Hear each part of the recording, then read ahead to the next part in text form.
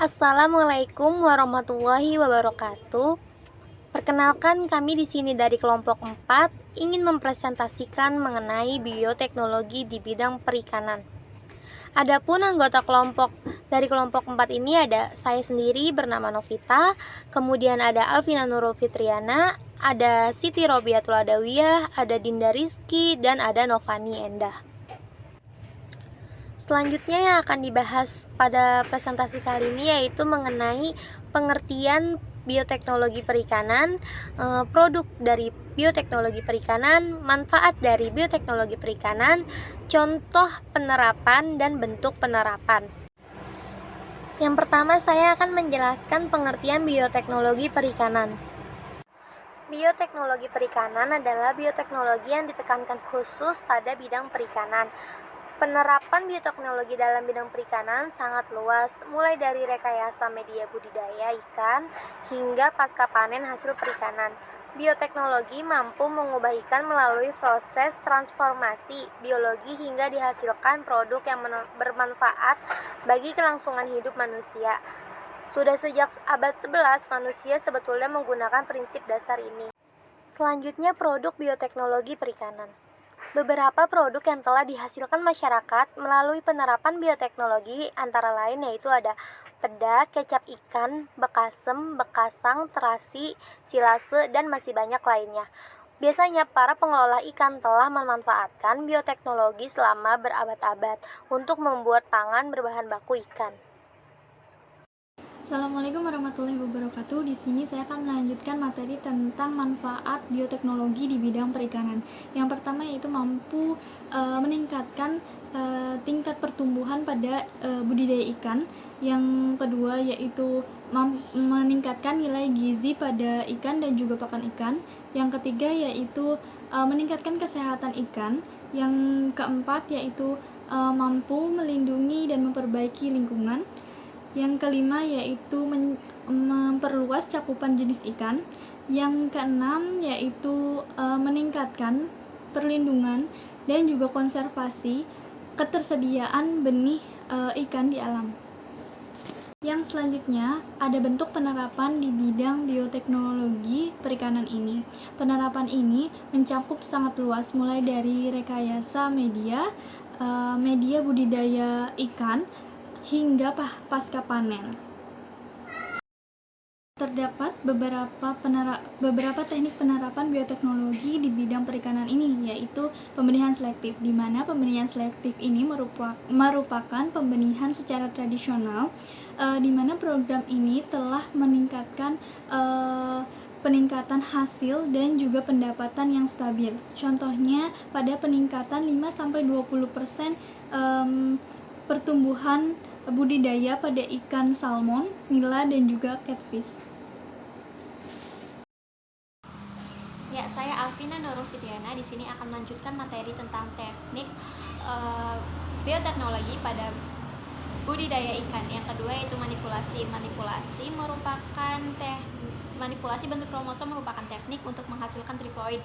Triploid itu suatu organisme yang memiliki bentuk 3 kromosom, yang biasanya suatu organisme hanya memiliki 2 bentuk. Contoh dari manipulasi yaitu tiram triploid, yang mana tidak memproduksi gonad sehingga dapat dipasarkan sepanjang tahun. Hal ini disebabkan gamet membuat tiram yang matang, gonadnya memiliki rasa yang tidak enak. Yang ketiga itu dengan cara budidaya sejenis atau monoseks kultur. Dalam budidaya ikan, monoseks kultur ini biasanya dapat memberikan keuntungan dibandingkan budidaya yang lainnya. Contoh pada budidaya ini yaitu pada ikan surkon, ikan betinanya dapat menghasilkan kaviar. Pada ikan nila, jantan lebih cepat tumbuh daripada betina. Pada ikan salmon dan ikan trout, betina lebih cepat tumbuh daripada ikan jantan. Nah, dengan cara monoseks kultur ini dapat memberikan banyak keuntungan, dan juga caranya itu dengan yang keempat yaitu hibridasi. Hibridasi merupakan bioteknologi genetik dengan berkembangnya teknik pembenihan buatan seperti penggunaan kelenjar hipofisa dan hormon lainnya yang merangsang perkembangan gamet dan mendorong pemijahan atau pengeluaran telur ikan. Nah, hibridasi juga dapat menghasilkan satu anakan dengan jenis kelamin yang sama. Contoh hibridasi pada ikan nila dan nila biru. Yang kelima yaitu peningkatan teknologi.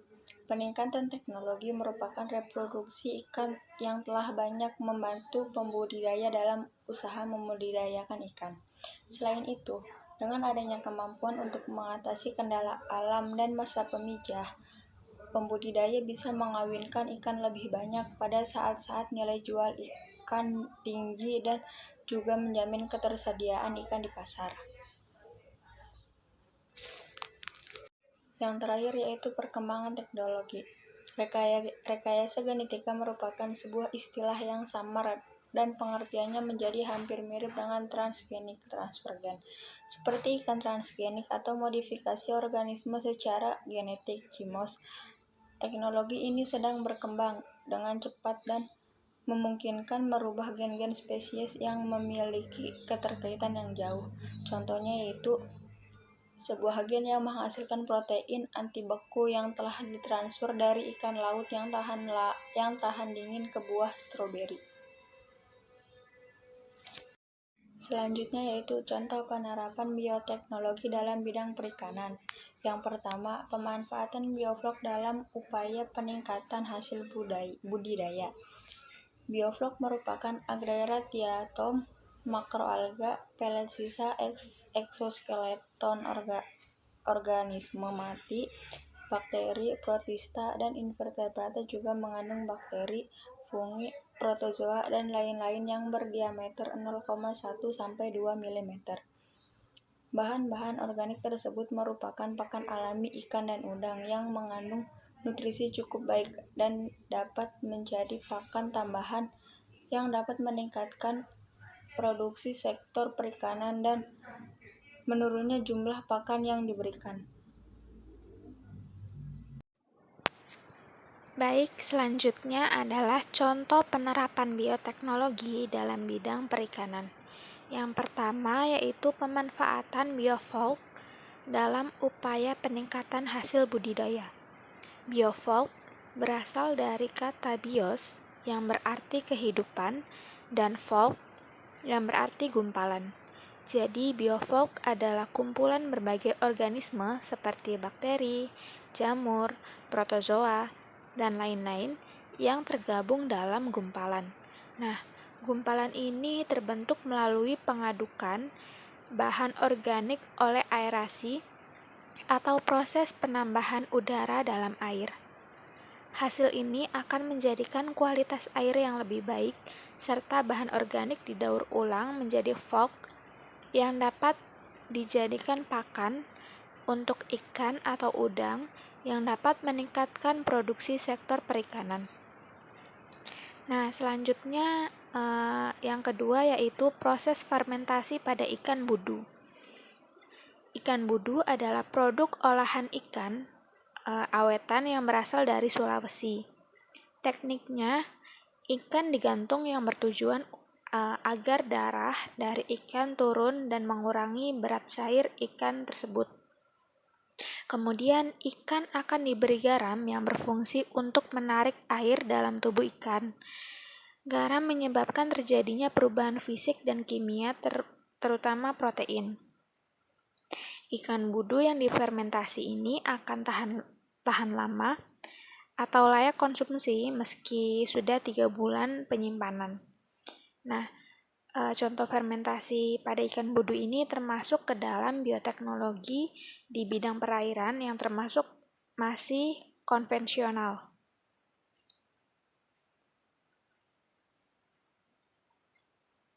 Contoh penerapan bioteknologi dalam bidang perikanan selanjutnya yaitu nomor 3 adalah teknik perkembangan bioteknologi aquaculture.